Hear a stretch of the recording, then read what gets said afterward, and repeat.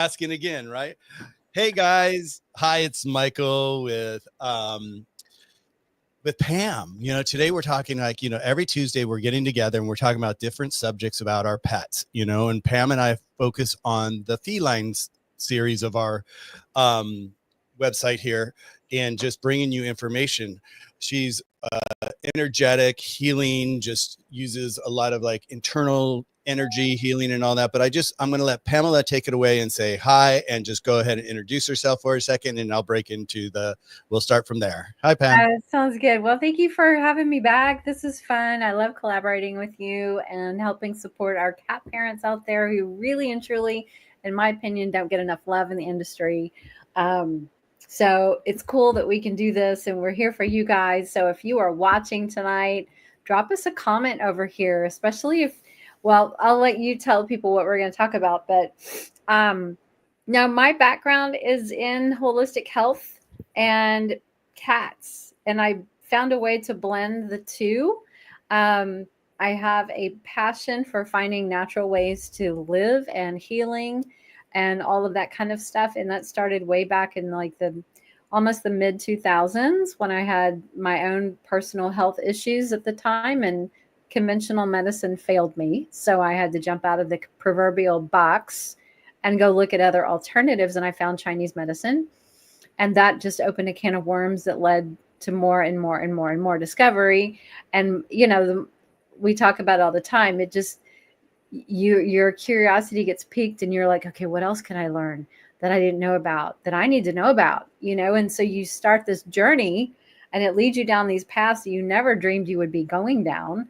But then here we are, and my business, Purrrfectly Holistic, I've been in business for 10 years this year. So it's fascinating to look back on how far I've come. And I just love success stories. I love hearing from clients after I do sessions for their cats and they can see a difference in like within minutes. And then they watch their progress, continue for weeks and months. And I got this incredible comment the other day on Facebook from a client who I have not worked with in like almost a year, I think. And she said, "Hey, my kitty's doing great. And that's why I haven't had to reach out to you. She's awesome." I'm like, hallelujah. That's great. Cause I know we really struggled for a long time, just getting her back where she needs, to be a normal, healthy cat. So, it's moments like that, and you experience that in with what you do too, and hearing the success stories and changing people's lives and saving pets one pet at a time. And it just gives you the impetus to keep getting up every day, right? And just keep doing what we do. Yeah, I shared last Tuesday about this one lady who sent me a picture. I showed the cat last week, and she sent me the message, "You saved his life," and it's like I get those messages and I get those conversations all the time, and I love it. I love, like, we do wonder sometimes, where did they go? How are they doing? And for her to at least just pop up and say hi and say we're doing fine is great, because sometimes someone will come in, they'll get their wellness check for their pet, they will get it into the right the right formulas or whatever we need to do for the pet. And once they get healed, we kind of lose touch with it. So these people come in for a moment and then they leave us, and we may never talk to them again, but it's nice when they do check in, because we know how they're doing. Yeah, I love that. I love that message. Absolutely. And those are the messages that make our day, Yes. that your cat or your pet is doing, fine, doing better, is living a better life than they were before they met us, and that's our goal, Yeah. It's really cool. I get a lot of times the clients who have exhausted every other option available to them, and they are kind of at their wits' end and their last hope. And those are the ones that I really like, because every cat is a mystery to solve, especially those with these chronic issues that no matter how many diagnostic tests they've run and how many vet appointments they've gone to, they're just chasing symptoms and they haven't figured out how to get to a root cause. And so when you look at things through a different lens, not a diagnostic lens, but you look at it through a different perception of energy and frequency, those little frequencies can pop up on my charts, and nobody else could figure out what was going on. And I'm like, well, the frequency is this, this is the little energy that's popping up for me, that's showing there's an energetic imbalance, and this is the problem. So it's just fascinating. And it's like, so it's so much easier to figure out what to do because you figured out what the underlying problem is. And if we can address the root cause, no matter, which modality you go after, whether that's diagnostics, and yes, those help. And if you can work with someone, veterinarian, or and I say and otherwise, because it's great to build a team so you can cover all the angles. But when you can really figure out what a root cause is, and sometimes there's multiple, because there's an emotional component, sometimes there's a physical, component as well. And then you can figure out what to do, and then the symptoms stop. So it's really cool. Yeah, and I love that you're touching base on that, was the fact that we like to get to the root cause, because sometimes when we find, when we're using Western medicine, a lot of times that's band-aids. Oh, 100%. So that's all they're trained to do, is put a band-aid on something. Oh, here's a symptom. Here's a hammer. Yeah, here's a hammer. Now see if you whack-a-mo it. It's so true. Right. It's like hammers and nails. Sometimes they don't need a hammer. They don't need a hammer, they need a screwdriver. Right, exactly. Well, everyone, I just want to introduce our room today. So every week we pick a different topic, and usually it's something with me that where I like all of a sudden hear people talking about it a lot, and I hear that there's a lot of questions out there, like what can I do and how can I do it. So today's topic is like, we're talking about yeast in cats. So is your cat itchy, smelly, constantly licking their paws or their ears? These are signs of yeast or overgrowth. And Pam and I are going to, break it down today: what causes yeast infections in cats, what to look for, and what are the holistic remedies that are out there. I have one, Pam's got some. And so we're going to just dive into all these. And so with that, Pam, what do you find? Because like this is, people always ask me, what is yeast? What would you classify? Because everybody's got a different interpretation of it. And what do you, yeah. It's Candida. Candida. All of our bodies have a certain degree of yeast in there, and it's part of our microbiome. Microbiomes are not free from viruses and bacteria and yeast and funguses and things like that. They're comprised with all of those things, but they're in a healthy balance. And I think you need all of those components in order to have diversity and to be able to build, certain hormones and neurotransmitters that the body needs, and to do certain functions. So it's like an environmental community that's all working cohesively together inside of us. And when something gets out of balance, then you have problems. So it's not like, and I'll give you an example. Like, some people get really freaked out about salmonella or E. coli bacteria and whatever. Well, guess what? We all have it. All of our cats and dogs have it too. It's in their gut. It's in us. You're not going to get rid of it all. There needs to be a healthy, and there will be a healthy balance, whether by choice or by force. But that things go wrong when they get out of balance. But I just don't want people to think that, we have to be free from candida, because we're not. We all have an element of yeast or mold, candida and things like that in the body. We just keep it, a healthy body keeps, a healthy immune system can keep all that into check. So what I see with cats, typically there's two areas. They either have like chronic ear issues, like ear infections, and this can probably go for dogs too, but chronic ear infections, or scratching their ears a lot because it itches like probably way deep inside, and they can't, it's that itch you can't scratch. And then they also have an imbalance in their intestines. So digestive issues, it's a gut health problem. And typically in cats, what the body shows me through the work that I do energetically is, and I have to say that because I'm not a medical doctor, I'm not a vet, I'm not diagnosing anything. I just look at it through the lens of energy and frequency. But when I do sessions and I look at things that are, what's going on with this cat, I will find things, and I did this today, in fact, with a client. I was working on a kitty, and I wasn't expecting this, and I'm sure her mom isn't expecting it either. I haven't even finished doing all the notes for the session yet, but candida energy was present, causing imbalance in the gut. And that can happen. I feel like in cats, especially, probably dogs too, if there's an imbalance of candida in the gut, it can show up in the ears. So it's not typically like, oh, they have an ear problem and it's just a yeasty ear problem. No, it's coming from the gut.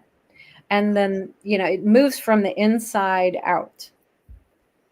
Yeah, That's yeah. been my experience. And I love that you covered, like, you said, we all have it. We all have it. It's part of our makeup, and we have to have it. It really, it's part of, our chemical balance in our body is like to have that yeast. Some people, ask, with that, what are some of the common causes? And it could be diet, and Mhm. what we're talking about, a gut imbalance, a weakened immune system. It could be Mhm. allergy. It could be excess moisture or poor grooming on the pets, if they're Yeah, old. especially dogs like with the big ears and they just don't get a lot of airflow, things like that. You don't see that particular issue a lot with the cats, but what you will see, I think one of the most common denominators in everything are toxins. So the toxins destroy the healthy balance in the gut, and then that is just an invitation that says, "Come on in, Candida, let's have a party."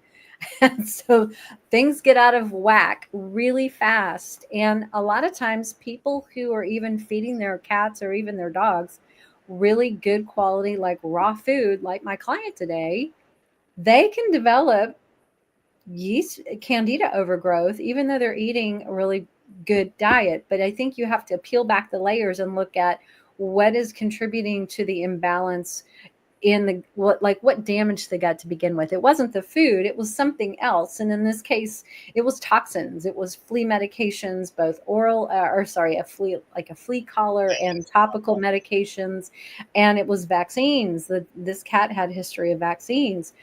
And so when and it had a very, very severe reaction to the flea medication.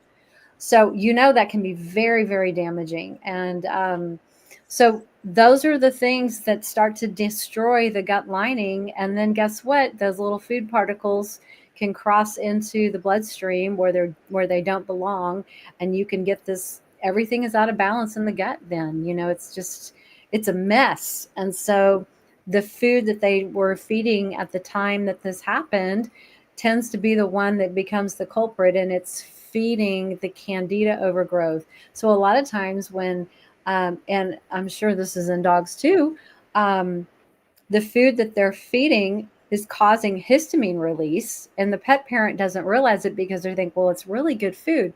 And it's not necessarily that it's bad food or good food, it's just that particular food is feeding the candida overgrowth. And so you have to stop feeding the source. You know what I mean? It's like cancer. We cannot eat sugar if we have cancer, because sugar feeds cancer. So Yep. whatever the food is that's contributing to the candida overgrowth, you have got to nip it in the bud and stop, so that helps you kill the kill the overgrowth. Well, Uh, like so you're that's saying, I part wanted of to, yeah, I want to go back to, like you said, like, here she's feeding like great food, and like then it becomes the first corporate oh, it. that's the problem. And it's not necessarily the problem. Maybe, it's like it could be Correct. a combination of something else with It's deeper. it's deeper than that. So, Yeah. don't, once you get, I would say to that person, I'm sure you do, is like, once we get through this, we'll still continue to let her eat that food, or him eat that food, because it wasn't the food. But some people, we get so Right. trapped into our interpretation at the moment, we want to put it on a shelf and always look at it. And then it's not necessary to do that all the time. Yeah, you have to take a break from the food for a while, because it takes a while to heal the gut. So you're going to do supportive measures to restore the integrity of the gut lining, to reduce inflammation, to bring that candida back, overgrowth back into balance. And it could take 3 to 6 months, realistically, sometimes longer, but it's okay. Just pack your patience and you can go through some protocols to like bring everything back into balance.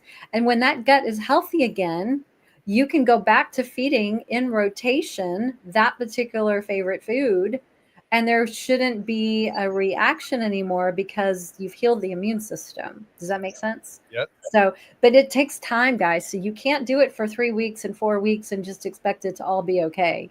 This takes a very long time to heal, but it can heal.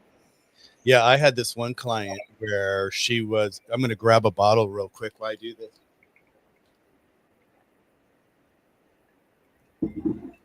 So I had this client once, and she was one of the clients, we get rated on our website, 2 stars, 1 stars, 5 stars, Yeah.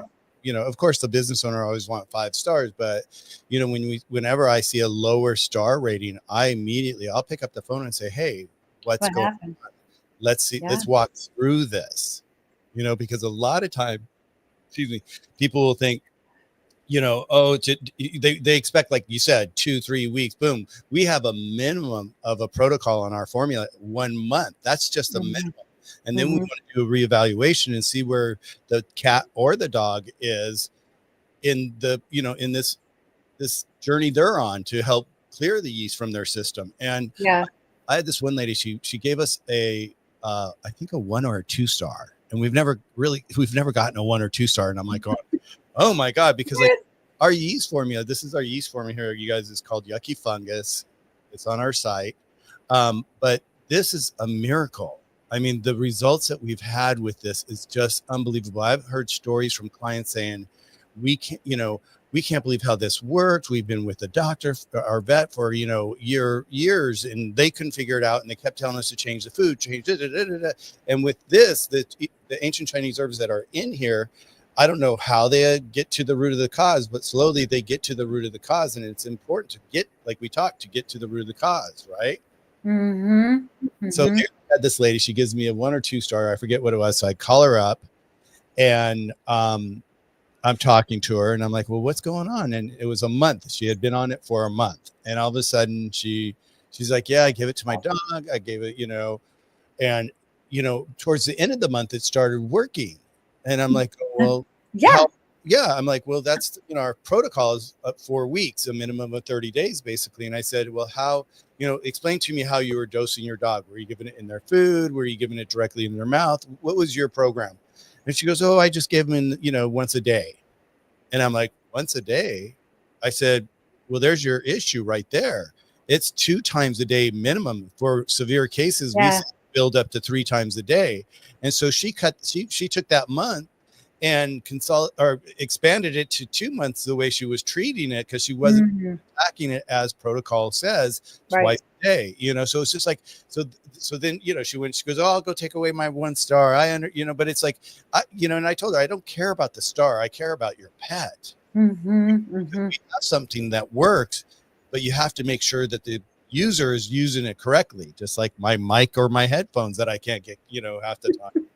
I swear. But so anyway, so that was one of those things. It's like what you're saying. It's like 4 weeks, it just starts to go sometimes, unless it's really light and you catch it really early. Yeah. And people are like, well, what's light? It's just like, if you notice your cat is scratching, licking, and just the ears are scratching all the time.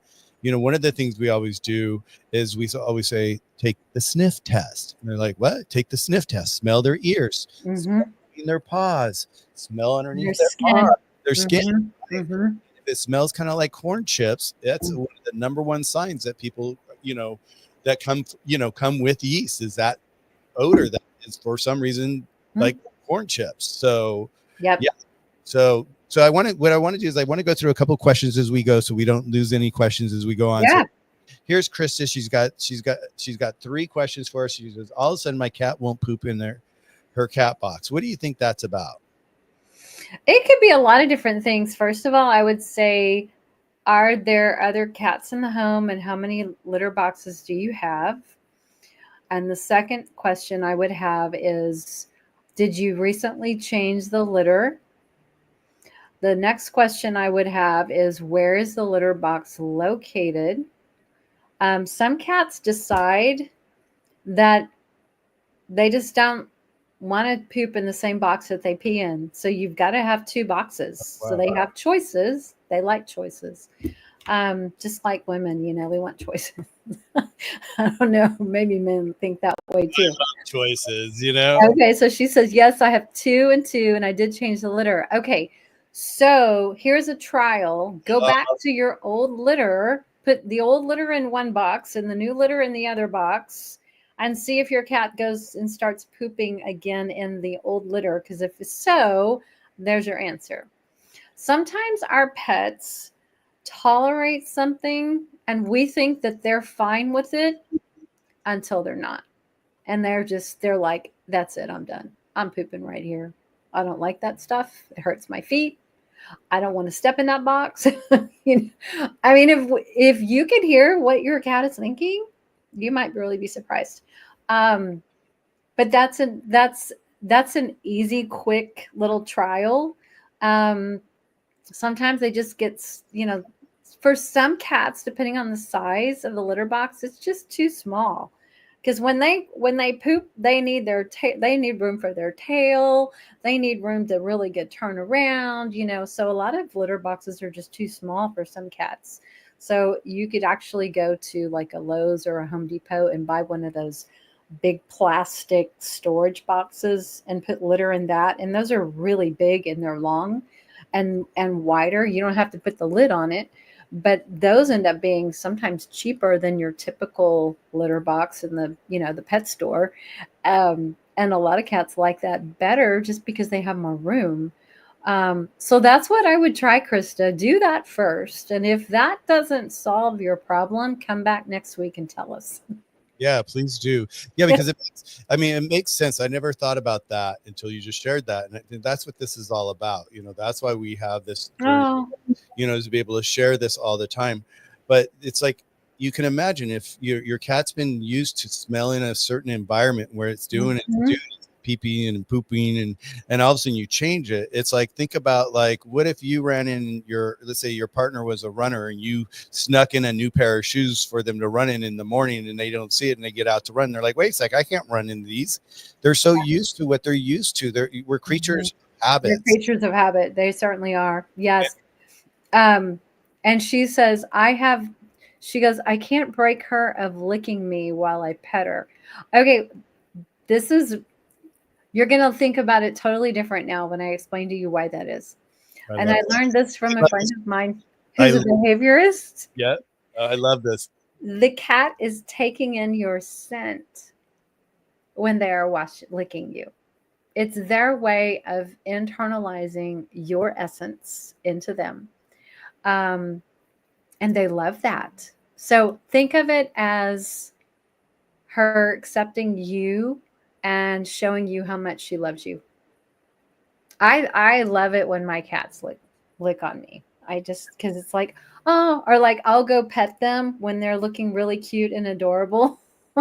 And I'll go like they're sleeping or something, and I'll just go pet them, and then they like wake up and they're like, la, la, la, la. I'm like, what? You're not dirty, you're clean. And my friend said, no, no, no, they're taking in your scent. Well, They're just that's how they take in you. So I love that. I Um, always think it's love. It's their, and yeah, you know, it's they see you like their parent, mhm. their mom. So they want, that's because you see cats and together, or dog. I have videos where I see dogs and cats and they're licking each other and they're They cleaning. groom. They Yeah, they groom each other as maybe mhm. Krista, maybe grooming. There's it could be Well, green, right? No. you could also like use a brush and maybe they enjoy getting groomed some, favorite brush or something. Um, I know that their tongues are really sharp and like sandpaper, so it can be a little annoying if it's the same spot all the time for sure. But try to see it from the cat's point of view, like she's doing that because she's showing you affection and she's taking in your scent. So And if you want her to stop, like let her do it for a little bit because that's part of her way of showing her love. But then when you've had enough, just distract her with a toy or something or a treat and like just change her focus. That's what I would do. Yeah, don't shock her and put hot sauce on your hand or your arm. Yeah, no, we don't want to do that. Don't want to do that. She definitely won't. She had a couple other questions real quick. I Yeah, wanted before we yeah.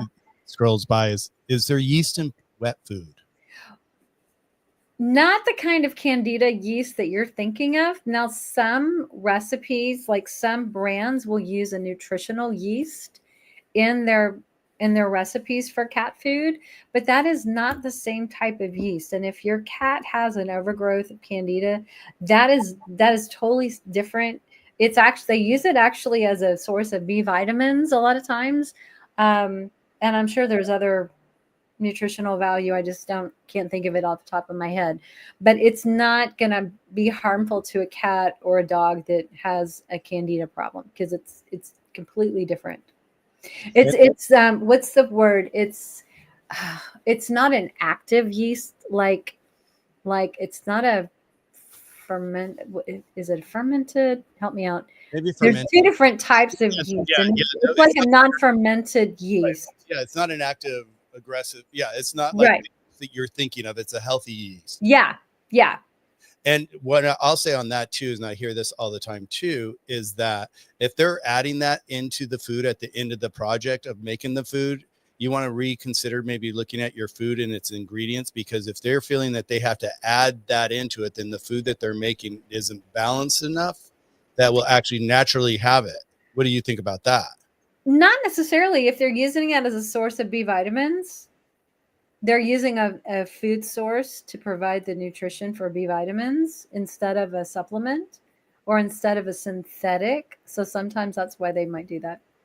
Because I was thinking like they're using it as a supplement, to supplement something that because that's one thing that I spoke Yeah. to Ryan about when we talked about how they make kibble and all that.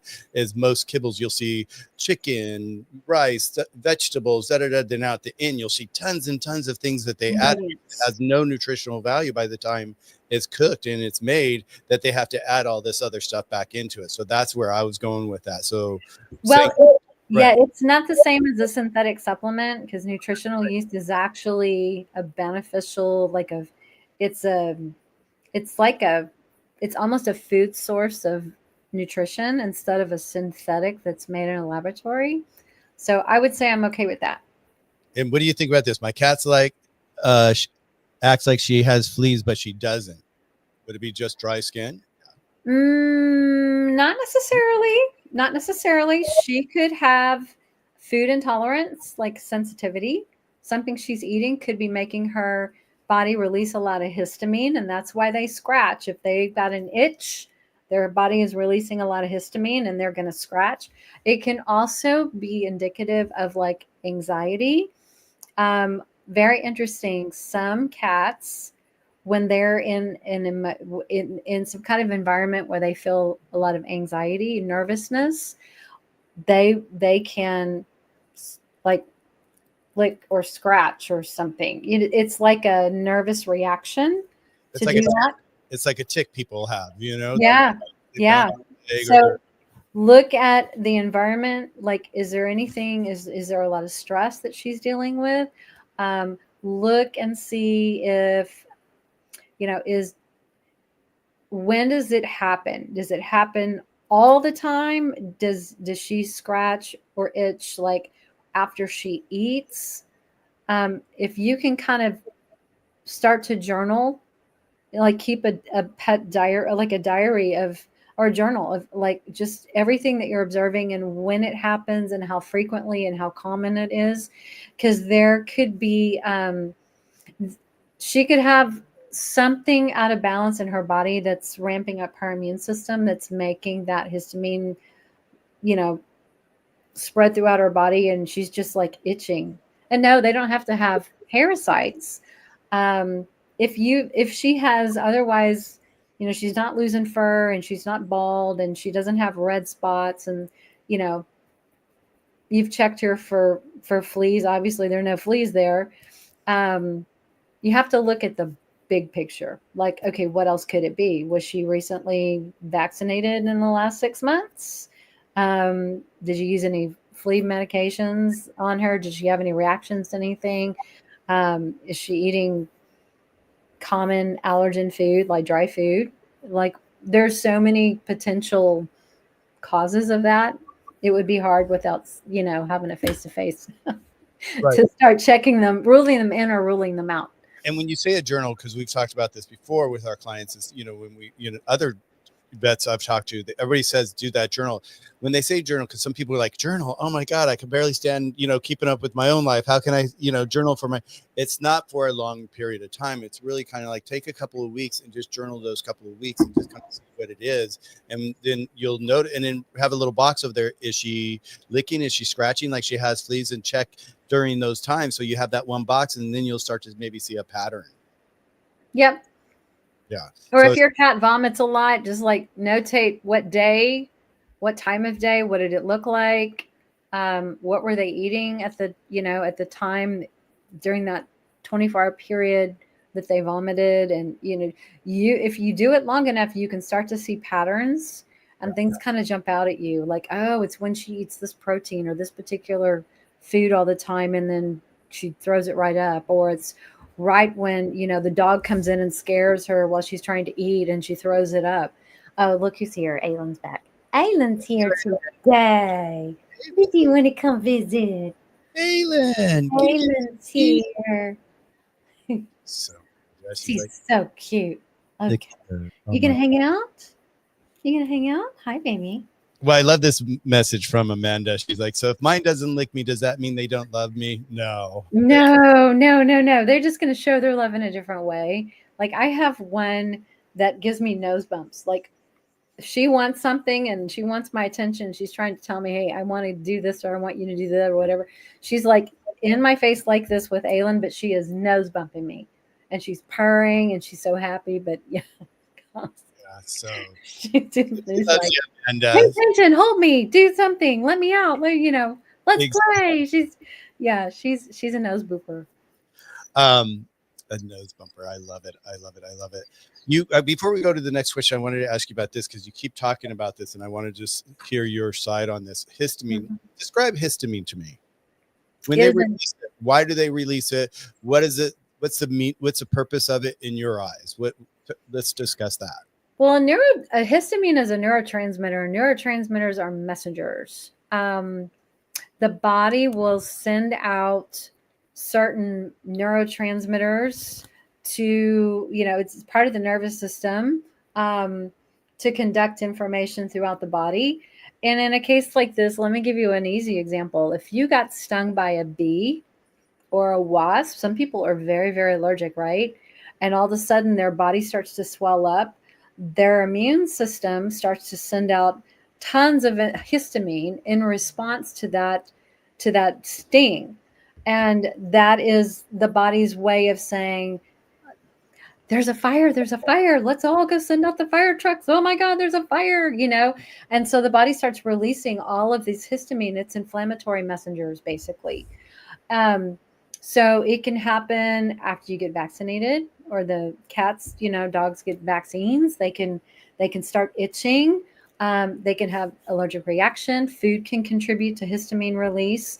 Um, Anxiety and nerves can actually also contribute to histamine release if they get scared enough or really, really, really anxious. Like I was saying, some cats will just start over grooming.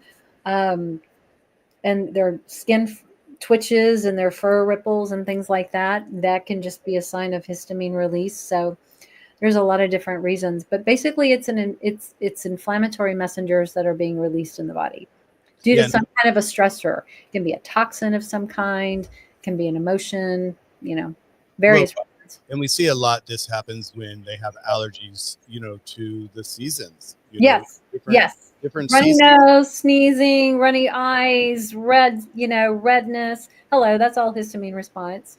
Um, if you're super allergic to tree pollens and weed, like ragweed and grass and stuff like that, people have allergic reactions and their nose starts running and they start sneezing and their eyes itch. It's all a histamine release, basically.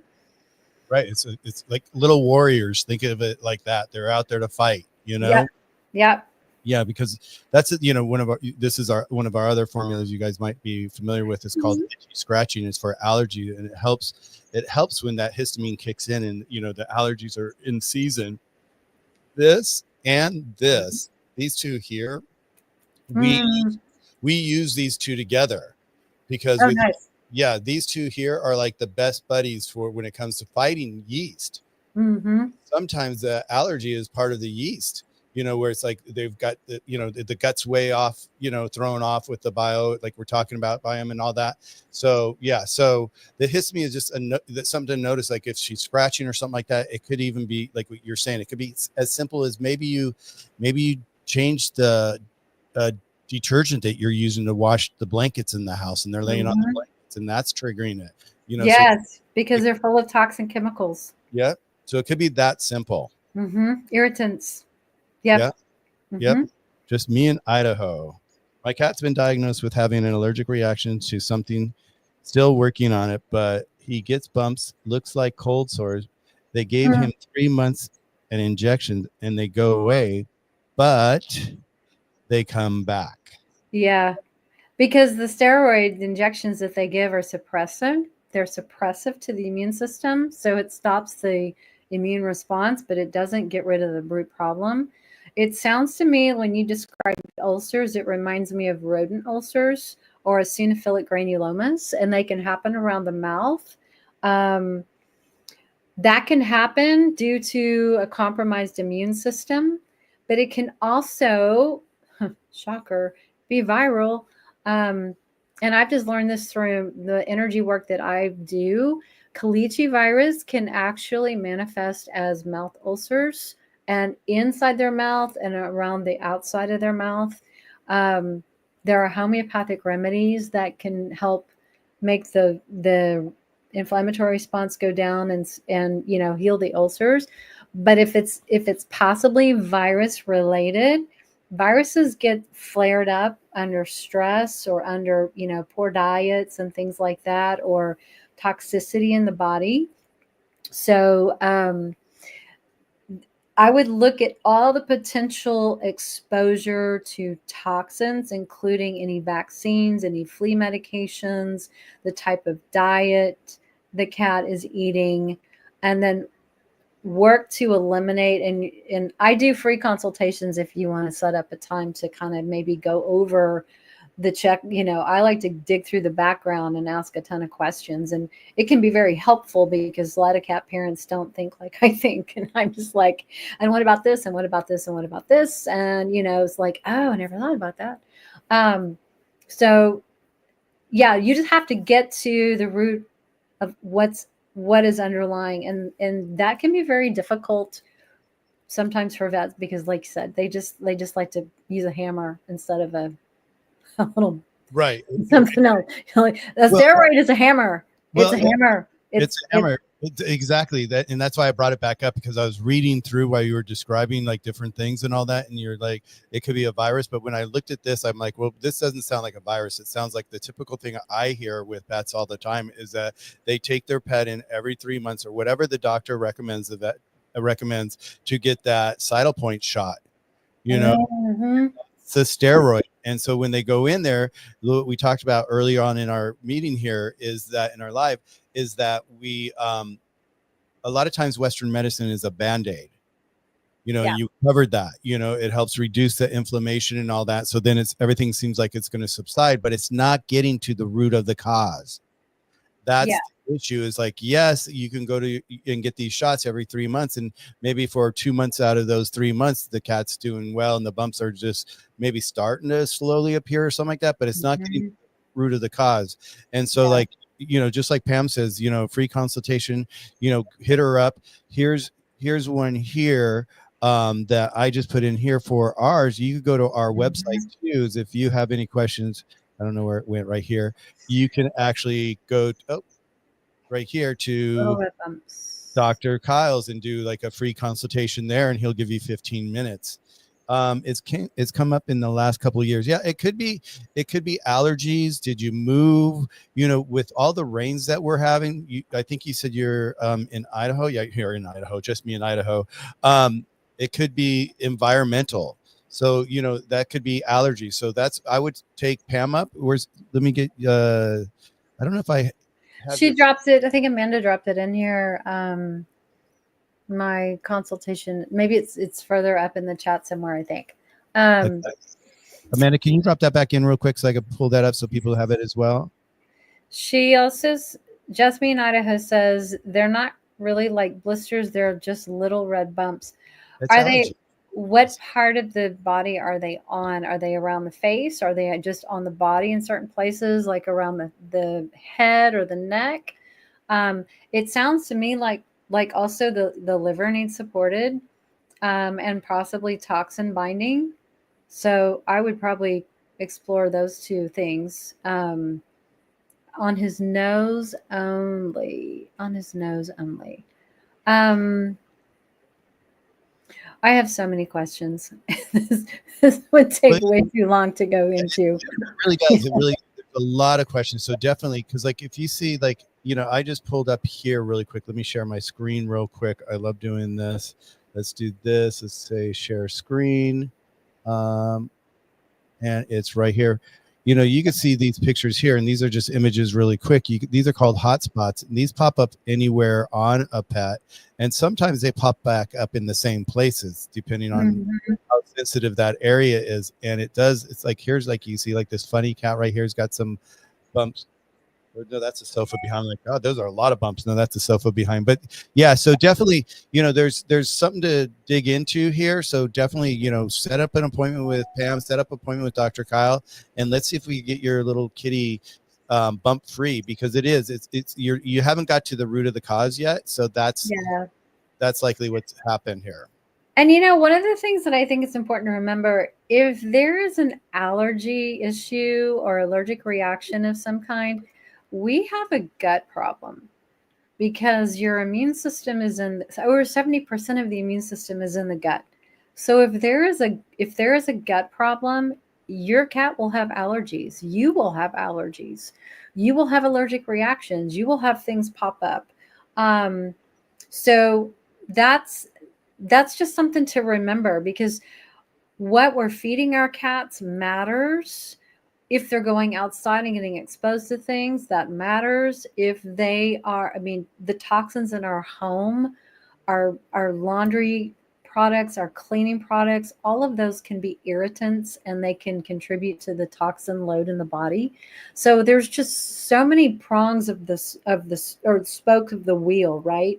There's so many contributing factors that can be causing the immune system or the gut to be out of balance. And it's just when you have an external symptom like spots or hot spots or bumps or things like that on the body, it's just a sign that something is off, something is out of balance.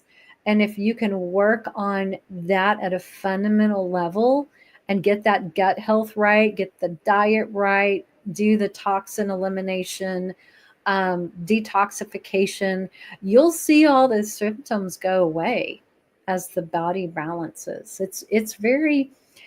We have to shift how we think about things. I love that. I love what you just said, and I want to talk about that for a second. It's like the balance and the toxin level. Just because maybe let's say, like what I was talking about, seasonal allergies. Let's say we had like a huge bloom this spring, and all of a sudden it falls into summer, and all of a sudden the pollen's flying all over the place, and your cat's really getting an allergic reaction to it. Well, if their body's fully, like if their gut's imbalanced and their system's imbalanced, they have the properties to actually help fight off those things. But when their toxin level gets built up, and all of a sudden you add one more thing to it, and you may not even know that it's built up to, let's say, this level, and we only have this much level left. If it's built up to this, and all of a sudden, let's say you did change the laundry detergent, and all of a sudden that adds to their toxin level, you just maybe got closer to the ceiling. And the closer you get to that ceiling, the more likely they're going to start showing it on the outside versus than just on the inside. Yeah, I call it the tipping point. Yeah, exactly. The tipping point. It's the tipping point. Is like things are actually going off the rails under the skin for a long time before the body reaches that tipping point, and all of a sudden symptoms come to the surface, and that's when you start to notice things that are there that shouldn't be there, like, you know what I mean? So just know that it didn't happen overnight in most cases. Yep. This was something that was brewing. Okay. Yeah, that's just like what we started. Yeast, Yeah. there's a tipping point. The yeast is great we need it in our body at a certain level and at a certain point. Using Pam's term, tipping point, boom, they're going to have issues with their ears, their paws, and all that. She said, Mhm. that would be awesome. I just had blood work. I know you were talking about your cat. I love that Yeah. not Everything. my cat, but yeah, they're going to do all that. And this is what the vets will do is they'll take you through this whole path of like, let's try this. And one of the first things is like the steroid shot. So it's kind of like they have a protocol that they have to follow, that they've been trained to follow. So that's why I Mhm. said, don't just stop, with what I'm hearing is definitely reach out to Pam, definitely reach out to Dr. Kyle, because there's holistic ways to approach it and there's Western medicine ways of approaching it. And there's times where the holistic way may not be the right solution and the Western medicine might be, but a lot of time the Western medicine, as we said earlier, is that it's a band-aid and it's just there to mask the issue. Just think of yourself like if you had an allergy attack and all of a sudden you grabbed a Benadryl and you popped it, you get that weird little feeling and all of a sudden your allergy attack seems like it's subsiding. Well, the allergies are still there. It's just that the Benadryl is giving you a band-aid against it for a few. Mhm. So think, Yeah. like you said that just a second, think about yourself.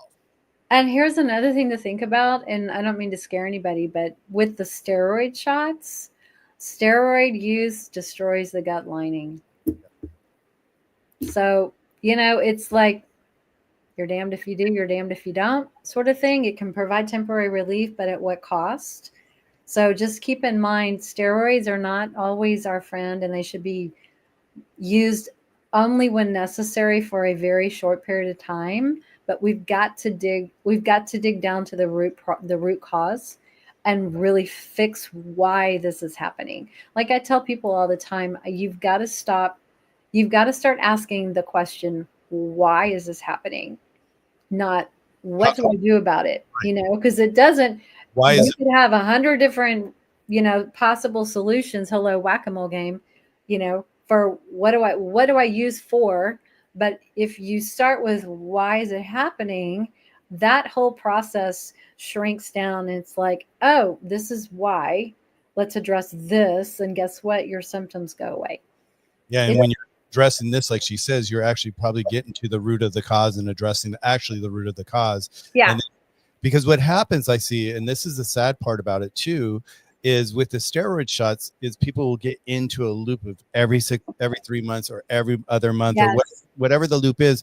And you've got to remember that's Western medicine and that stuff builds up in their system. And the thing is that Mhm. also you have to remember they've got small bladders, they have small kidneys, they have small livers, and they're Yeah. trying to filter out all this bad stuff that's coming inside their system. And if they're cleaning it out, and the moment that it's getting clean, and all of a sudden you're giving them another shot, they're fighting this war, and over time that's just going to build up and just cause more Yeah. potential more issues that you'll see maybe not right away, but maybe later down in life. So really, Yeah. look at the options, because like the first thing I always like to do is I like to look at the holistic direction and just see what. And I used to never be like this, you guys. I used to never be the holistic guy. It wasn't until I was doing that event in Malibu that I was, all the pet parents were they were screaming about the guy, take my pet to the vet. I wish there was something else out there that was more natural. And I'm like, well, is there? And it took me, honestly, about 15 years to come across Dr. Kyle. Hmm. Searching for somebody and searching for someone to come in and actually have something that worked, and he came up with these formulas, and he's a Eastern medicine doctor, and they're ancient Chinese recipes, and it's amazing. I can't tell you how amazing these formulas are.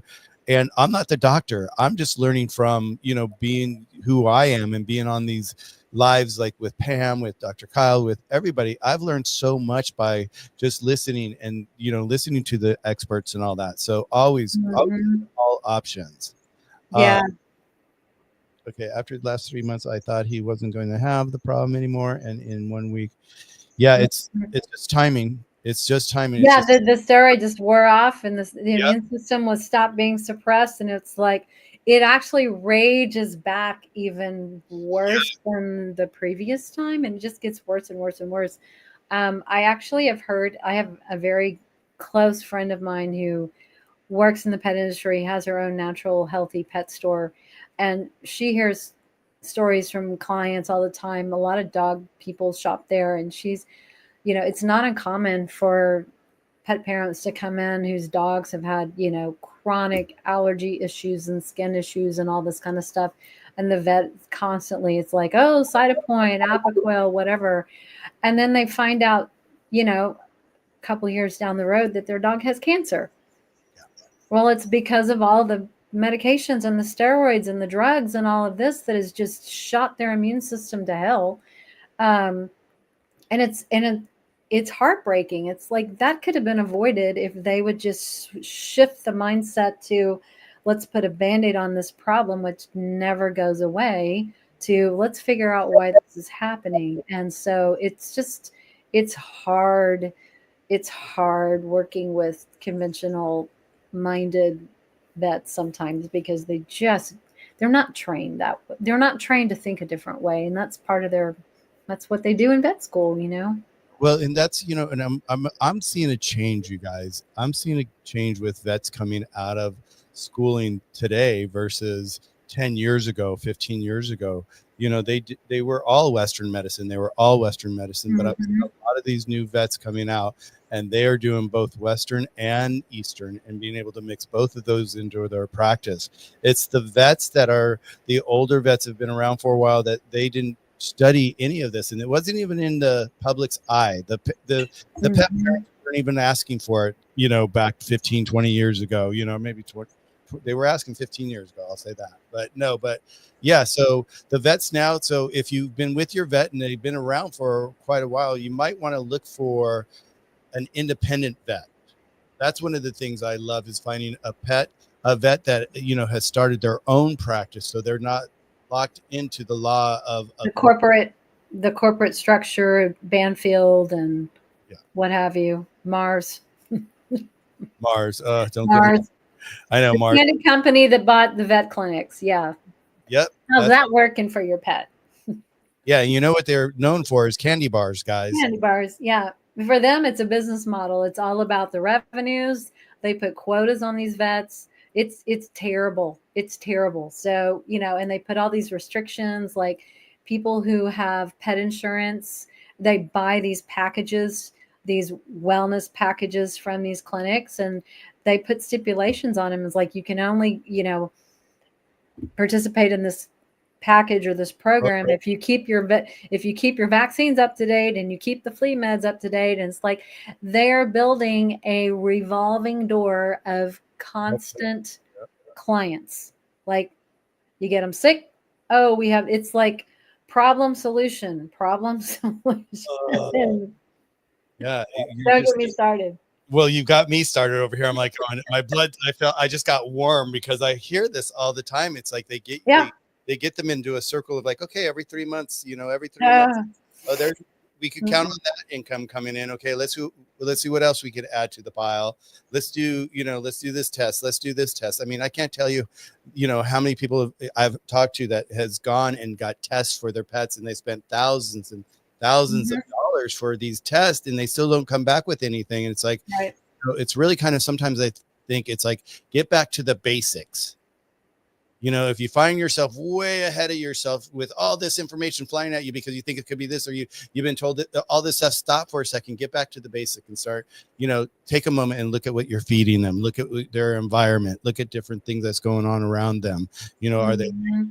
Are they laying in a bed that, you take the cover off and you wash it all the time? Or are they laying in your bed? And like we talked about, detergent I've heard is like one of the biggest corporates out there that will cause a lot of issue for pets, because people change it and they'll see like one of these big bottles of it, and it's like, 120 washes, well, those guys they're not really environmentally, conscious when they make that 120 washes. It's like there's a lot of junk in there. That's all. A lot of I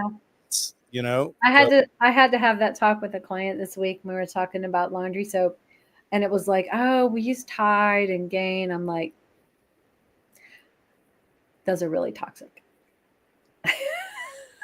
And if you don't believe me, don't take my word for it. I want you to Google, those of you who use those brands or any grocery store brand, I want you to Google the look at the label and Google every single ingredient in that product and tell me if you want to still put that on your skin. Yeah.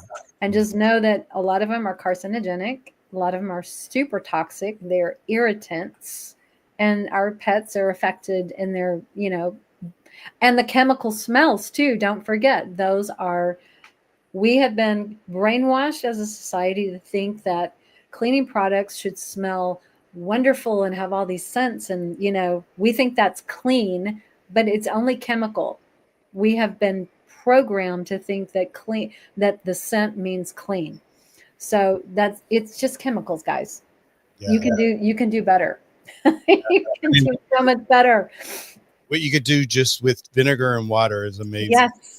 Yes, exactly. That's cleaning things. So, one last thing, my little guy Louis, his name has steroid shots every 3 months. Yeah, that's what we're talking about. That's exactly what we're talking about. Yeah. So, let's take a look. Like now that you're right with us now, make those appointments. Talk to Dr. Kyle. Talk to Pam. There's different solutions out there. We have, we have people that have this. They get this, they have this on a reoccurring, order that, it was years that their dogs were suffering or their cats were suffering. And all of a sudden they came across this and the Eastern medicine. They buy this and they want to see their pet happy. And this is all organic. This is all natural. It's all holistic. There's nothing in here that's going to build up or harm your cat or your dog.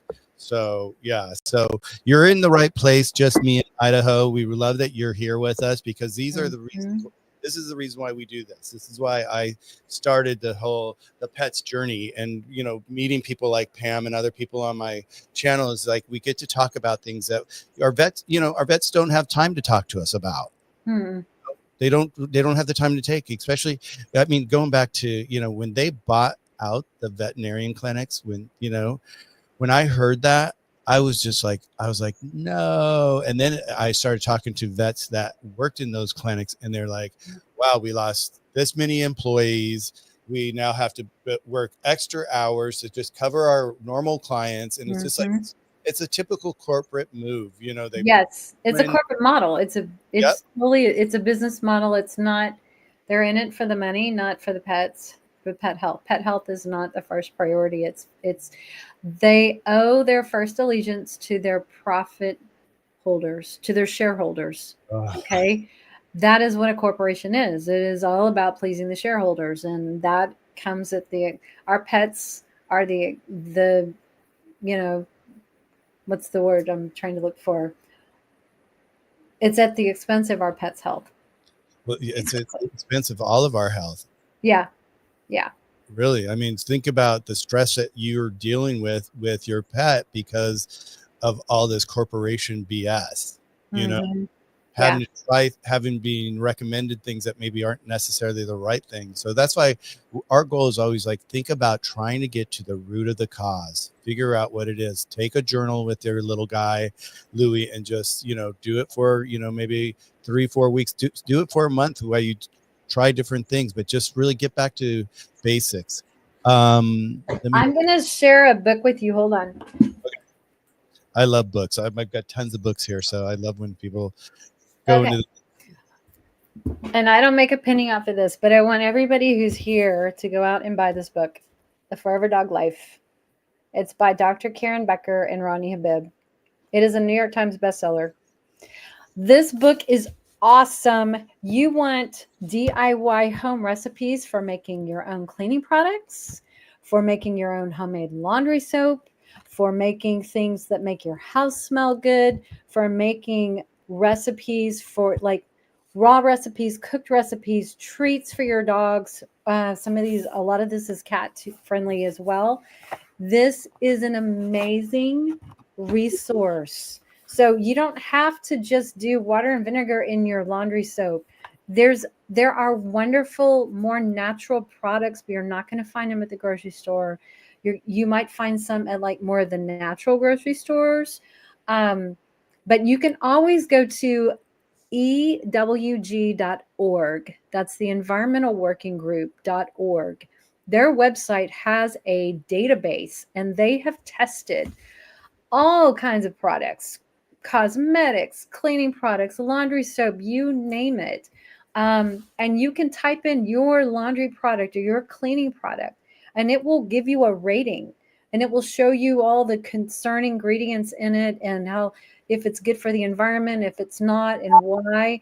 Um, and you can also find the safer, less toxic, non toxic options on their website. But if you want to do it yourself, the Forever Dog Life. Yeah. Right? And where do you live? Where do you live, Pam? I live in Texas. That's right. Okay. So guys, I have a book too. I just want to make sure no one thinks you're passing it off to me. Okay, guys. So there's This a is reason an why. awesome book. Yeah, It's there's a reason so why we cool. both have this book. In fact, I even sent for as a gift to Dr. Kyle, so he even has it. Yeah, this is so cool. And like there's so many pages that I've dog-eared that you can use for cats. It's phenomenal, really. And yes, I'm very proud that the two people who wrote this are friends of mine.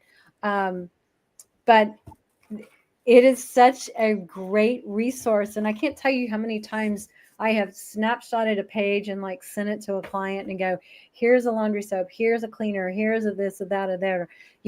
It's just nice to have options. Yeah. It is. And you know what? A lot of this is cheaper than having to go pay the whatever they charge you at the store. Yeah, you can cook for your pet at home, and that's the magic. Yeah. You can do that, and it's so much healthier for them. It's like it's amazing if you can do that. I just wanted to bring up Amanda's comment really quick. It says, I had an amazing vet during her 4 months of critical care for Toby. She rang me at least once a week and started with, how are you doing? Beautiful. Then how Toby is. So those people that are care, you could tell who cares, so just find a maybe they're gold. They're gold. They're gold. Yeah. So don't be afraid to, look for, a vet that's holistic as well. That's so important. It's like, don't be, we get growing, when I always say, like, we have interpretations in life that we're born with from our parents and our grandparents. Those are passed down to us. And then as we grow, a lot of people keep those interpretations and build on them. And all of a sudden they've got, make them thicker or whatever it is, but they don't really navigate away from them. If they go, oh, what's that over there? Oh, no, my mom and dad, no, or my grandpa. No. So they stick with those interpretations. You get to have your own interpretation. So feel free to be able to expand your interpretations just to be your. They don't have to be what you grew up with. There's so many new options out there for vets, for people that care for pets. Go for it. Go on a little scavenger hunt and find, in your area, maybe a couple of holistic vets, and just go have a meeting. Interview them. Yeah. Pay them for their time and just interview them. I always say, vet your vet. Yes. And have your list of, these are my non-negotiables. Is that going to be a problem? Right. And have that just be upfront. This is what I'm not willing to negotiate on. Yeah. And so it kind of lets them know, like, this is where I stand, and you can either work with me and respect that, know that I'm not going to budge on those things, and if not, that's okay. I'll just keep looking. And you'll find the right person. You put it out there. Yep, you will. Put it out there. You'll find the right vet. It'll be, once you get the energy out there, you'll be looking at. I just want to show you guys. I'm going to do my screen again. Let me just do this here. Let me go here. I'm going to share my screen for 1 second here. Let me go here. Let's go. Oh no, it's settings. I think I lost my screen share. Did it say present? Oh, I found it. Yeah. See? Okay. They eat each other. I'm telling you guys. I'm just like, okay, let's see. They have no idea how challenging this is. You just don't know. Yeah. It's like I just, there it is. I get it. I do it too. I understand. And I'm like, where's my screen that I want? Oh, here it is right here. Okay. You guys. So here's our website. And I just want to share this really quick with you guys. If you come down here, it's like all these pet stores that are streaming by right here. These are all independently owned pet stores. We will not go into a big big box. We've had a lot of big boxes. Pet stores come to us and say, oh, we want to put your product in our store, but they don't educate their staff well enough for us. They won't, they're a lot of those big boxes, they make so much money just selling. That's all they want to do. We're going back to that corporate side. So all these pet stores going by right now on our website, these are all independently owned, and we will not go anywhere else. We will not let our product go into a big box. Like here we have Petco, we have PetSmart. I had the owner approach me and says, oh, come on, I like your packaging, it'll sell well. I'm like, well, no, I want you to like the product. Yeah. I don't want you to like I know the packaging's cute and all that, I designed it. But seriously, it's all about having the right people. So don't be afraid to go out and take a look for somebody that might be able to be your best friend as your vet, right? Yes, you got to put just me in Idaho's last comment up. This is awesome. This makes it worthwhile. Oh, right. Look at this. I know. Yay. I'm so happy for you. And it's true. It's like, and that's like, there's so much on, like, during the pandemic, there was a platform called Clubhouse. And my husband came to me and he said, hey, Michael, I think you would love to do this. Why don't you jump on there and talk about your designs and all that? And so I thought I was going to get on there and talk about interior design. And it was during the pandemic, so it was easy for me just to get distracted by it. But all of a sudden I looked over and I looked at the pet world over there and I'm like, wow, they really don't have a lot going on over there. Maybe I'll go over there and check that out. And so I checked it out, and then also I created a room and I created a group, and that's where I first started the pet's journey in my head. That's, because it's like I started gathering all these pet experts that I was finding on this platform, and we'd be having all these incredible stories and conversations like this. And I ended up doing over 400 rooms in 1 year. That was 400 lives. I used to have, all through the week, I'd have like Monday, I'd have 2 rooms. Wednesday, I'd have 3 rooms, maybe Thursday 1 room, but they were all different rooms. And the amount of knowledge that I gained from just listening to the experts, because they, some of these people have been in this business for so long that they just know so much that you just sit there and, you get to learn. So welcome for being here. Just me in Idaho. You're in the right place. You're listening to the right people. So if you're not subscribed to both of our channels or all of our channels, be sure to do that. Make sure you subscribe so you can stay in touch. Cause like when you're on the road, you can just put one of our podcasts on or one of our lives on and just listen to it. And it's great road material as well. So yeah. I love and that. on my YouTube channel, Purrrfectly Holistic, I have tons of free content and videos, interviews from integrative and holistic vets. We talk about all kinds of topics. I have roundtables on every topic you can imagine about cats. There's so much on there. So radio shows, I mean, you could spend hours, days, weeks learn. If you want to learn, there's a lot of content there just to dive through, for sure. And that's, listen to Pam's, listen to mine. Just, instead of watching The Housewives for 1 hour, listen to us for an hour. You're going to learn something for your pets. Yeah. I just love this really quick. I just wanted to show this. It's like, I enjoy when you, Serge, are at the Hollywood Awards with your pet items. We do those all the time. In fact, we were thinking about doing one for the Oscars this year. We're still on the fence with it, but it's like what we were able to bring to those award shows when we do this. It's like pet people walk away. Now we're knowing the people that keep coming back to the awards. We're getting to know the stars and all that. You see the pictures on our site and all that, but it's like they come back and they're just like, oh my God, what you've done for me with our pets are just incredible. And it's just what we want to hear. It's just like what you said, Idaho. It's like, I'm so happy I've learned so much here just in this short time. You're going to learn so much more. Just hang in there. There's so much more. And then here's Pam's website. Once again, you can find her all your channels there, right? On the bottom, somewhere on that page, you'll see all of our social links, and YouTube, just go Purrrfectly Holistic. You'll find us. Yeah. And then also it's like, I believe in the description, I have a lot of them there too. So if you guys if signed off, you could go into the description on my channel and you can see all the different channels that we have. Okay, guys. Oh yeah. Chris is like this. I was surprised at this lady here. So at our last, so we just did, The Golden Globes, was it? Was it the Golden Globes? Was that the one that we did? I think it was like that. We just got done doing one just like 4 months ago. And it was so much fun because I met Charo. Do you remember Charo? Yeah. Gucci Gucci. She was there. And then Eric Estrada was there. Oh, yeah. And I worked with Eric on Chips when I was younger. I used to be a Really? I used to be a basketball player on the show. A little Oh kid. my God. They had these kids that would play basketball. You know, I forget the name of us, but we were like these little auxiliary police officers.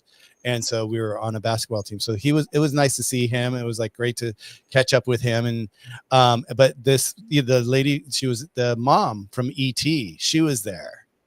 Oh, nice. And so it's just really fun just to, mix and mingle with these people and just, and just like Eric, they had like, I think they had like 4 or 5 pets. And one of them was desperately, suffering from yeast, exactly what we're talking about today. Those, and the wife reached back out to me. She goes, Michael, I can't believe this. We've been dealing with this for years and it's just, nothing's worked. And you come along, poof, and look, in a month we see a big difference. So that was really fun. That was, we love doing them. It's a lot of work to do them, because we have to get there early. We have to set up, we have to, and for me, it's like with, you guys, some of you guys know that I have a hip issue right now. And it's just like for me to stand you see me fidgeting, but for me to stand for a while sometimes is tiring, but I love doing it. And Serge is like, oh, we don't have to do this one. I'm like, no, but we have to, because it's about the pets. Forget about my wellness. Let's take care of the pets. And he's like, yeah, take care of yourself, so yep. But that's funny. We love doing those shows. It's a lot of fun. So so I always like to prep, so I have some questions to fill in and just kind of talk about. So I have 10 questions here. What is a yeast infection? We kind of went over that in a cat. How does it affect their ears, their skin, and all that? Their gut. We talked all about that. What are most common signs of overgrowth? We talked about excessive itching, scratching, greasy or flaky skin, red, inflamed, crusty skin, hair loss. Sometimes, we see this a lot in dogs where they'll get hot spots.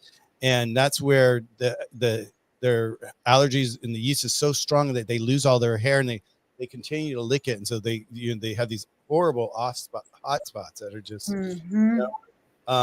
digestive issues. This is an interesting one. Is digestive, like diarrhea or bloating or excessive gas? That's a sign. And once again, it's tied to the gut once again. So that's showing us like, where's that coming from? That's where it's coming from. Oh, so I think who asked about the food? Was it Idaho that asked about the food? I think so. I don't remember. Yeah, I think so. Right. Well, someone asked about the food earlier, and here on my list here, I'm just reading right here. Can certain cat foods make your yeast infections worse? Yes. Well, if what you're feeding is feeding the yeast, yes. Yes. Yeah. It says like stay away from high carbohydrate carbs. Yeah. So even if your cat, here's the thing, if your cat is eating dry food is full of starch, which is metabolized as sugar. Sugar feeds yeast. But even if your cat is not eating dry food, they can eat a raw food diet, and they might be eating a protein that is contributing and feeding that particular condition. Like today, the cat I had, it was turkey and duck. Turkey and duck was contributing to histamine release and affecting their intestines and their skin and their stomach. I can't remember. No, thymus gland. Hello, that's the gland that kind of regulates your immune system. So you just have to figure out what is feeding the candida and then stop it, and then do what you can, supplement wise to bring everything back into balance. Going on here, we have how does gut health? Well, we talked about that. Gut health that's probably number one important thing, right? Is to get that gut. You got to get the gut. If everyone in the room who sees this can get their pet's gut healthy, you're going to have happier and less issues with that pet through their lifetime if you can always just Yeah. really focus on keeping their gut healthy. So it says right here, best ways to support gut health. Hold on, I'm going to jump.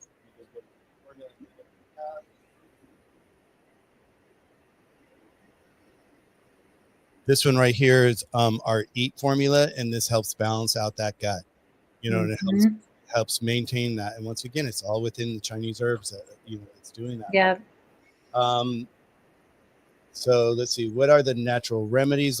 I've talked about ours, that with Pam here, what she does, what we do. We have, all these remedies for you that are fantastic. So, can I give them a couple options? Yeah, yes, of course. Like, I know oregano oil is really good for addressing candida overgrowth, and it's very pungent. It's very, very strong, very bitter. So you have to hide it well.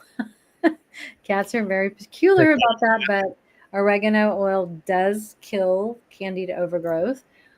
There are homeopathic remedies that you can also try. One is called candidiasis. Oh my goodness, I'm gonna lie. I gotta tell you what it is. Hold on, I'm gonna find it. Candidiasis. It's a homeopathic remedy from Guaran. Let me look it up real quick.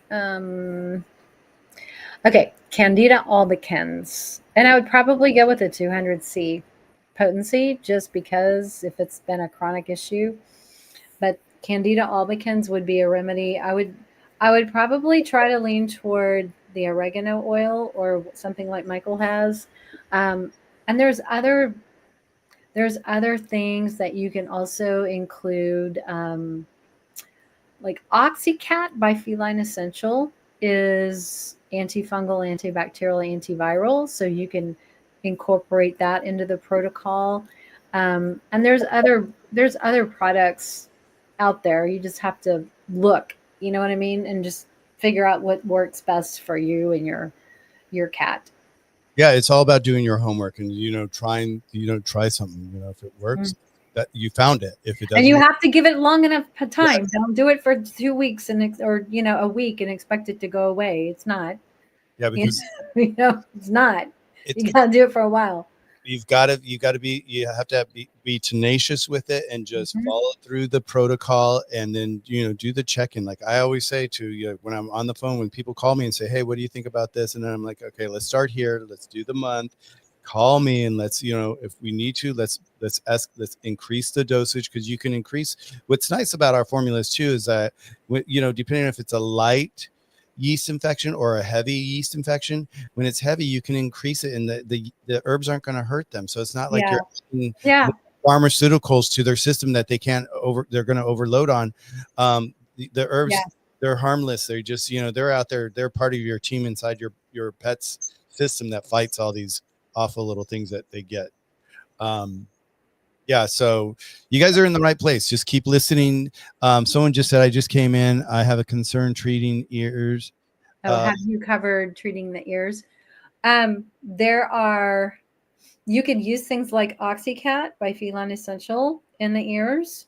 But again, you have to address the gut too. I just would do both at the same time because one develops into the other. There is a product by Animal Essentials called Herbal Ear Rinse, and there's other herbal ear rinses on the market that also address candida and yeast in the ears as well. But Oxycat would be one that you could also use. Yeah, Total Silver is another one that you could use in the ears. And and Colloidal Silver. It's funny because the last year there was a human. Did you see that guy that did this? He heard about colloidal silver. He'd never heard about it before. And all of a sudden he decided he was going to try it. And, some people think more is better, and so he was very light skinned and he had more and more, and he kind of turned bluish. And that's a sign of too much colloidal silver in the system. It depends on the quality of the silver. And I think that particular story, that was an old story. And the person was making their own at home. So there was no way to regulate how much he was actually getting. I just listened to a podcast Sunday with Dr. Karen Becker and Rodney Habib, and we were talking about home remedies for ailments and situations. And they did talk about colloidal silver. One of the things that I don't think people realize, colloidal silver does not discriminate between healthy gut bacteria and pathogenic bacteria in the gut. So if you are taking colloidal silver on a regular basis, you are destroying your healthy gut flora as well as the bad. So you are going to cause a problem long term, and it could really affect actually suppressing your immune system because you're weakening it. So, and I had a cat years ago. This is before I really understood the whole methodology of using colloidal silver internally. And he would get chronic sinus infections, upper respiratory infections, and I would treat him with colloidal silver.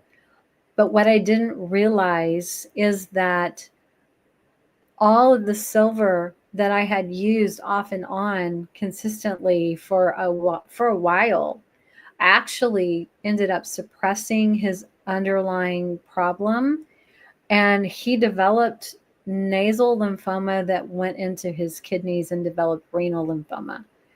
And I didn't realize that. And it was a very hard lesson for me, because when they did, I took him to it, ended up taking him to like one of those veterinary hospitals that are specialty to figure out what's going on with him, because his nose just started to bleed. Not a good sign. Right. And so I thought I was taking him in to go address, a possible polyp, because we had already had one removed. And they came back and said, he's got renal lymphoma. I'm like, what? I didn't come in here for kidney stuff. I came in here for sinus stuff. So one of the diagnostic tests that they ran on him was a hair tissue mineral analysis to see what was out of balance in his body. And his silver levels were off the chart, guys.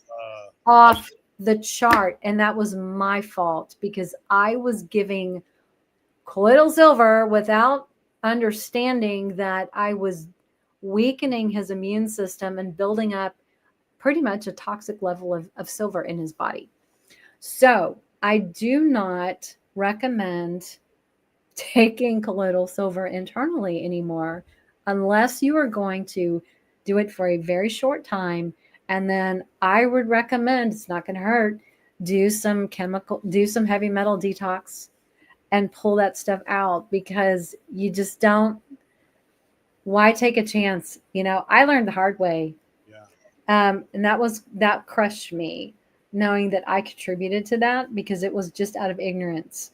And I thought I was doing a good thing by not using antibiotics. You know what I mean? But you just have to understand how things work. And I didn't.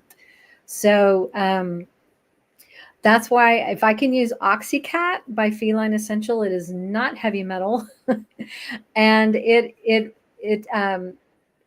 antifungal, antiviral, antibacterial. It's safe to take internally. It's safe to use externally. So that is now my preferred thing if I need to treat some kind of infection. And what we're talking about too is these washes and all that. Those are not at the root of the cause. Those are just getting ready to the surface of the issue. So remember, if you're treating and you're like, oh, well, I'll just get like these wipes and start doing all this and cleaning his ears out and all that, and that's going to cure it. It's not going to cure it. You've got to remember, the goal is, in fact, always remember this, you guys, root of the cause. What is the root of the cause? Mm-hmm. You know? Yeah, because like on my little list here, I was reading right here. It's like one of the questions that we ask all the time. How do I know if my cat has yeast in your ears? What should I look for? It's very common that yeast gets mistaken for mites too. So you have to like really know what you're dealing with too. Signs to yeast, the things that you want, the signs you want to look for is like dark brown or black wax buildup, which is not normal. It's like the wax buildup is normal.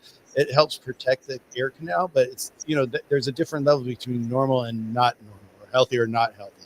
We talked about the sour, musty odor smell, like kind of like corn chips, constant head shaking or paw scratching at the ear, red inflamed canals. Take a look in with a light and look inside and see if it's really red in there. That's one of the things that you can do. And what we were just talking about, how to help, is like the natural antifungal ear cleaners, like what we're talking about. It does talk about colloidal silver here, ACV. I don't know what ACV is. Do you know ACV? Apple cider vinegar. Oh, there you go. There, Rebecca, it says vinegar, right? Or herbal solution. So none of ours is like a topical like that just goes in and cleans. Ours gets to the root of the cause. So you want to, make sure that when you're doing it, you're not thinking you're going to just wipe away the issue. It's a deeper. You got to get to the root of the cause. Mm-hmm. Right. So Yes. so with that, so how are you doing? Because I know we're getting up on our time here. We always like to go for an hour and a half. You good right now? Yeah, we got 5 more minutes. Okay, we'll do 5 more minutes, you guys. So any other questions you guys may have? Is it the see? Do you see any questions there? I think just me in Idaho wanted to know about recipes for cat food. Dr. Judy Morgan has some on her website, drjudymorgan.com. The Feline Nutrition Foundation. No, I'm going to lie. I better look. Hold on. Let me see if I can find it.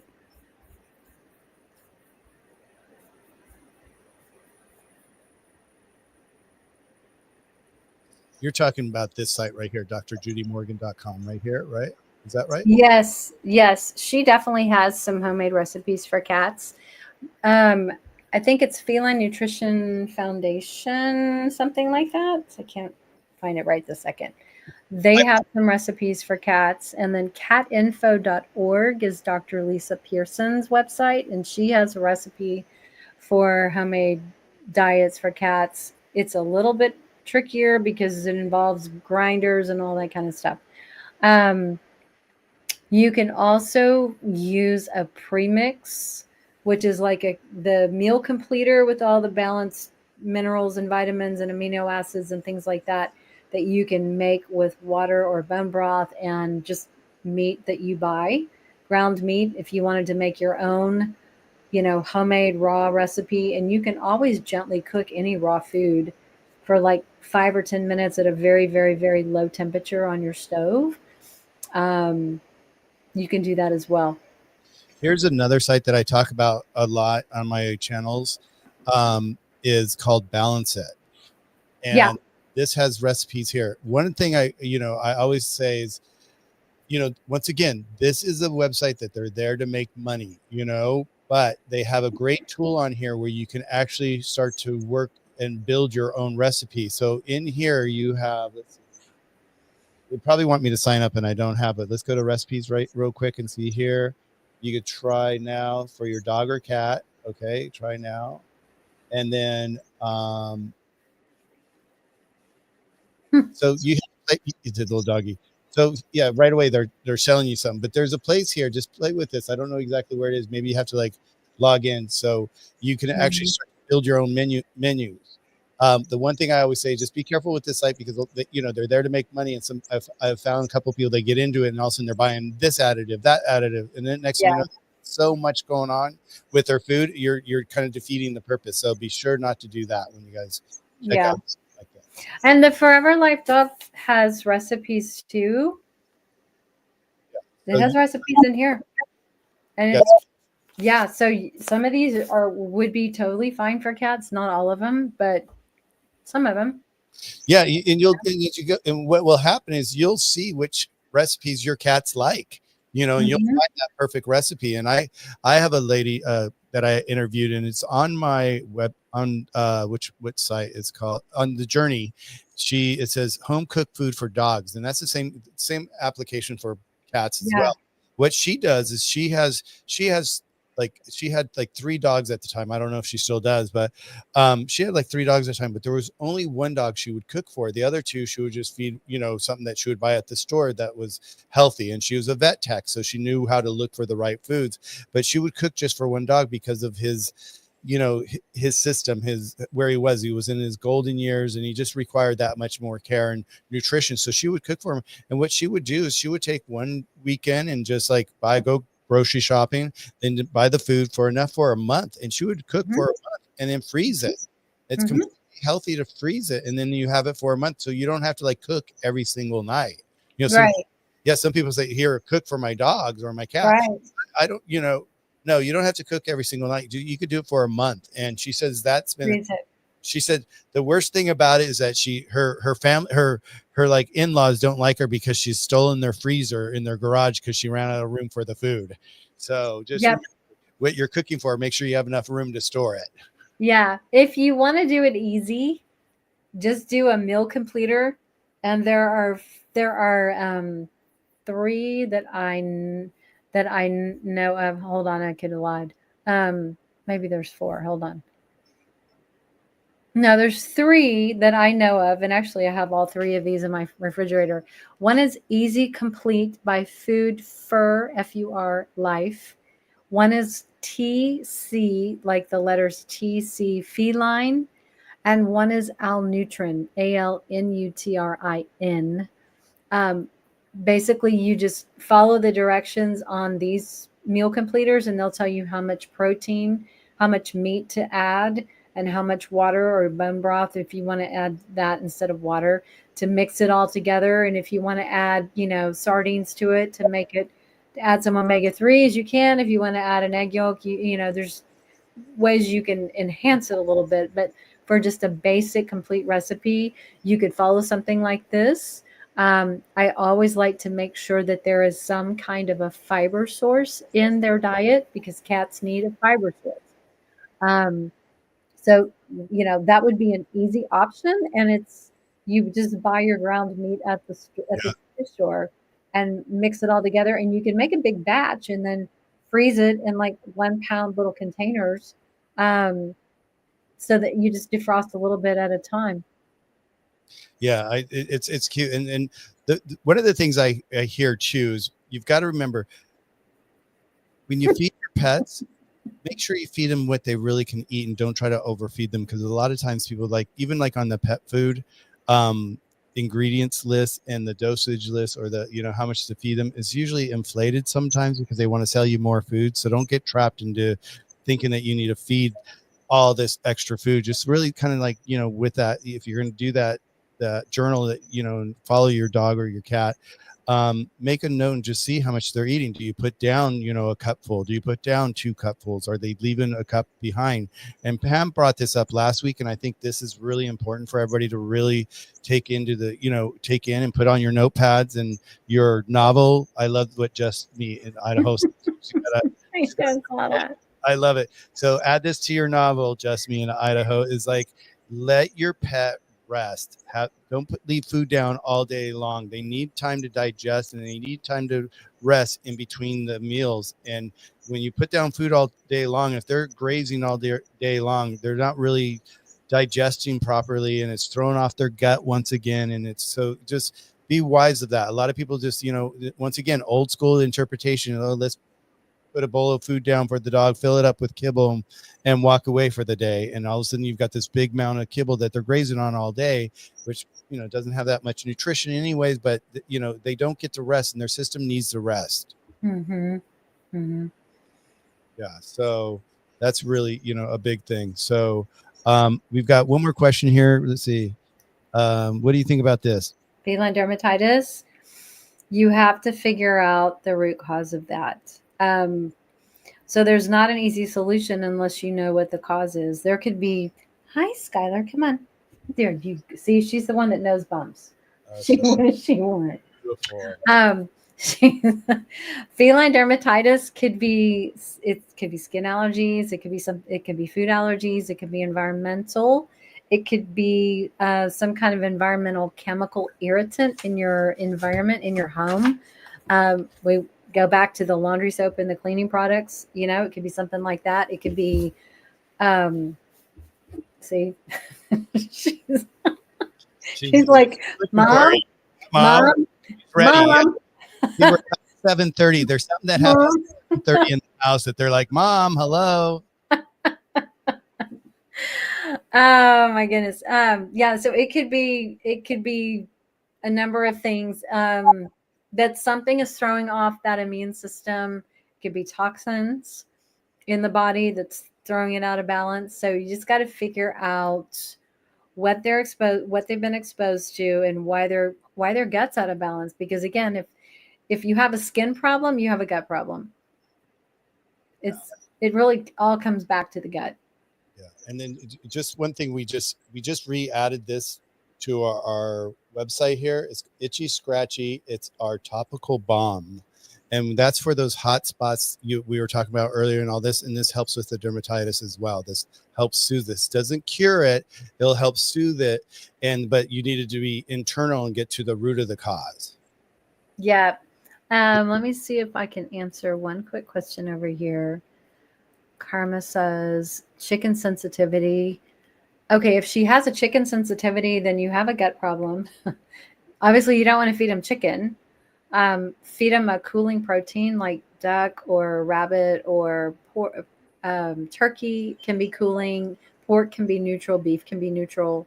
So look at something like that. But again, we got to go back and heal the gut and figure out why is the gut out of balance? Like what damage is being done and why in that gut lining.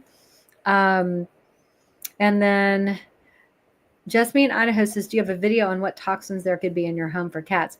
Yeah, not a specific video, but if you just start to do an inventory on all your cleaning products, pull out all your cleaning products and all your laundry soaps, anything you clean your floor with, pesticides that you use in your home or outside your home. If your cats go outside and get exposed to things like herbicides, like Roundup, pesticide sprays that are neurotoxins, anything that you're spraying in your home.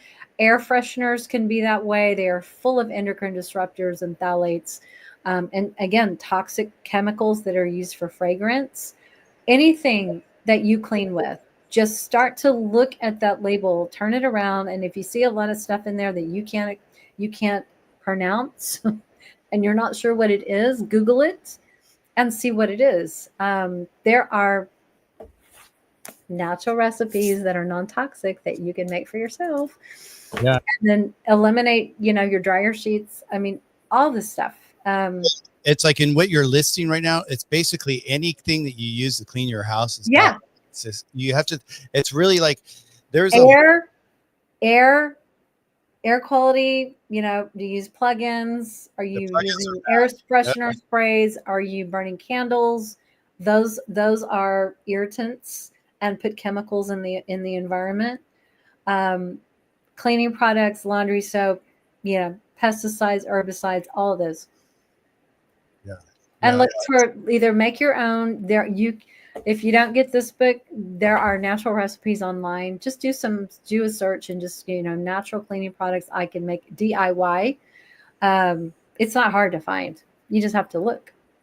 Yeah. I think, talking about reality TV, I think, what's her name? Kardashian's mom. What's her name? You don't know. I don't watch them. Okay. Well, anyway, so the mom, I think she started some sort of organic, holistic cleaning product. You might want to Google Kardashian cleaning product. You might be able to find something there.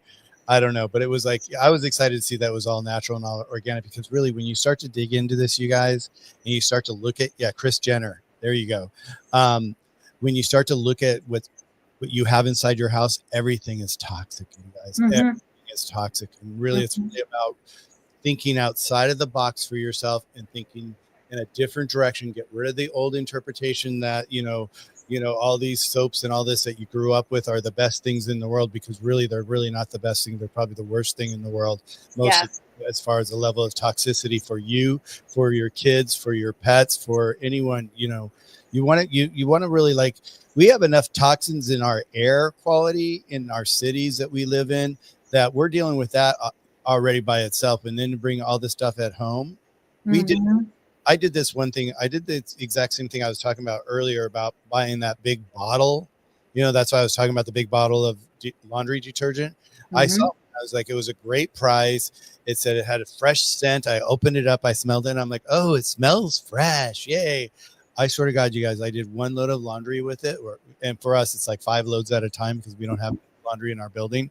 So it was like we went and did 5 loads of laundry, and then we got them back. And I swear to God, our house just reeked of it. And it took us 2 more loads to actually wash all that shit out of our clothing.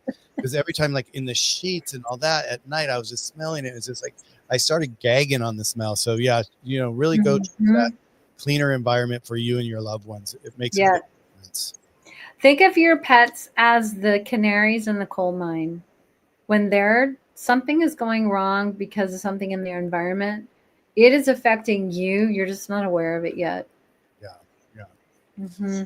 Well, guys, it's 4:43. I'm going to go ahead and close the room. I see the kitties out there. Let Pam get to the kitties. They're saying something there. So I just want to say yeast infection can be frustrating, but there are remedies out there. There are solutions out there. We've talked a lot about them. One of the big ones you hear us talk about over and over, you guys, is gut health. Gut health is so important.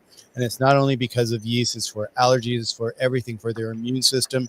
The better the gut, the better the immune system, the better the life, the better the healthier they're going to be. So, keep doing that. And if you guys have any questions, we've got our information down in the description down below. Feel free to go down there, reach out, set up your free consultations with Pam and Dr. Kyle. Put that on your books. And today, if you guys are on a channel, if you guys buy something, use the word literally, LITERALLY, if you're buying something at checkout, and you'll get a nice little discount for being here today. You guys, once again, I want to thank Pam for being such a great host with me.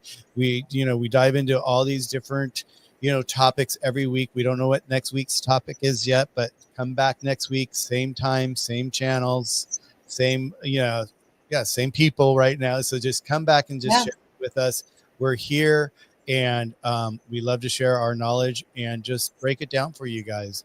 You see, a lot of times we get into a conversation, we start off with yeast. It goes in different direction because all those different directions, they have an effect on the gut. They have, it's all part of like what else can contribute to the issue. We're breaking it down, trying to get to the root of the cause in our conversation. So come back, find out what the root of the cause is. And remember, take care of yourself as well as your pet. Yes. Thank y'all for coming. I think you guys have a beautiful, beautiful night wherever you are. We'll see you guys next Tuesday. Pam, I'll see you next Tuesday. Thank you so much for being here. Namaste. Namaste. Namaste. Have a beautiful night with the kitties, and I'll talk to you guys soon. Thank you for joining us here on the Pest Journey and on Pam's channels as well. Thank you, guys. Thanks, guys. Bye.